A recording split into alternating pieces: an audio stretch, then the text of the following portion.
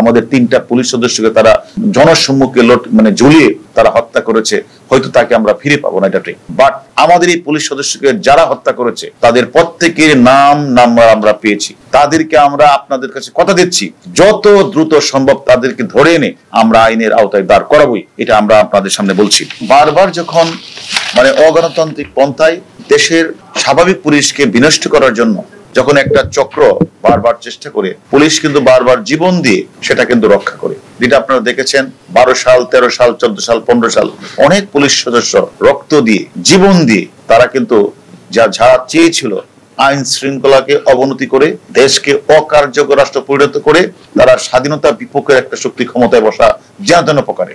কিন্তু সেটা কিন্তু বাংলাদেশ পুলিশ বারবার স্বাধীনতার পক্ষে এবং বাংলাদেশ পুলিশ একটি গণতান্ত্রিক নির্বাচিত সরকারের বিরুদ্ধে বারবার তারা যে হামলাটা করে, যারা সাধারণ মানুষকে, গার্মেন্টস শিল্পীকে নষ্ট করে এবং বিভিন্ন রাষ্ট্রীয় স্থাপনাগুলি, বেসরকারি স্থাপনাগুলি নষ্ট করে, সেটার বিরুদ্ধে কিন্তু পুলিশ সবসময় কাজ করে। তাই তাদের কাছে এখন পুলিশ হয়েছে টার্গেট, যে পুলিশকে যদি ডিমোরালাইজ করা যায়, পুলিশের মনোবল যদি ভেঙে দেওয়া যায়, তাহলেই একমাত্র সম্ভব এদেশের স্বাধীনতার পরাজ্য শক্তি তারা যে জামাত শিবির চক্র এবং তাদের বিএনপি তারা তাদের ষড়যন্ত্রটা সফল হবে। এই মানসিকতা নিয়েই কিন্তু তারা বারবার 28 অক্টোবর আপনারা লক্ষ্য করেছেন, তারা কিন্তু পুলিশকে হামলা করেছে, আমাদের পুলিশের সদস্যকে তারা হত্যা করেছে, পিটিয়ে হত্যা করেছে এবং তারা আমাদের পুলিশ সামনে যে পুলিশ হাসপাতাল সেটাকে ভাঙচুর করেছে, প্রধান বিচারপতির বাসভবনকে ভাঙচুর করেছে। এই চক্রটা কিন্তু আবার এবার দেখেছেন, আবার এই স্বাধীনতা বিরোধী এবং বিএনপির কিছু দোসর তারা মিলে কিন্তু আবার আমাদের বিভিন্ন স্থাপনা, পুলিশের স্থাপনা এবং আমাদের কয়েকজন পুলিশ সদস্যকে ঝুলিয়ে তারা হত্যা করেছে। এইটা কি কোনো সভ্য দেশের মানুষের পক্ষে সম্ভব? কারণ তারা এই রাষ্ট্রটাকে ব্যর্থ করতে চায়, অকার্যকর করতে চায় এবং স্বাধীনতার যে স্বপ্নের যে সোনার বাংলা, যে লক্ষ্যে এটাকে গঠন করতে, সেটা থেকে তারা পাকিস্তানি কায়দায় আবার নিয়ে যেতে তাদের অপচেষ্টা।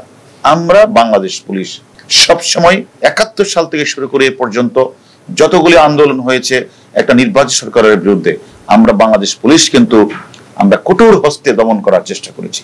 আমরা মনে করি এবারও যারা 10,000 টাকা আর 1 লাখ টাকা যাই দেন, পুলিশ তো সস্তা না। হয়তো আমাদের খারাপ লাগছে, আমাদের 3টা পুলিশ সদস্যকে তারা একজনকে তারা জনসম্মুখে ঝুলিয়ে তারা হত্যা করেছে, হয়তো তাকে আমরা ফিরে পাবো না, এটা ঠিক। বাট আমাদের এই পুলিশ সদস্যকে যারা হত্যা করেছে তাদের প্রত্যেকের নাম নাম্বার আমরা পেয়েছি। তাদেরকে আমরা আপনাদের কাছে কথা দিচ্ছি, যত দ্রুত সম্ভব তাদেরকে ধরে এনে আমরা আইনের আওতায় দাঁড় করাবোই, এটা আমরা আপনাদের সামনে বলছি। এবং আমি মনে করি যে যিনি এখন বলেছেন যে ছাত্রলীগকে মারলে 5,000 টাকা, এই টাকাগুলি কারা বিলি করেছে, তাদেরও 5-6 জন আমাদের কাছে অলরেডি, যারা ঢাকা শহরকে বিশৃঙ্খলা করার জন্য, অরাজকতা করার জন্য দায়িত্ব নিয়েছিল। তার মধ্যে সালাউদ্দিন টুকু, সাইফুল ইসলাম নীরব, SM জাহাঙ্গীর এবং আপনাদের এইদিকে হলো রফিকুল ইসলাম মজনু এবং আমিনুল ইসলাম সহ অসংখ্য জামাতের নেতাকর্মী, বিএনপি নেতাকর্মী আমাদের কাছে আছে।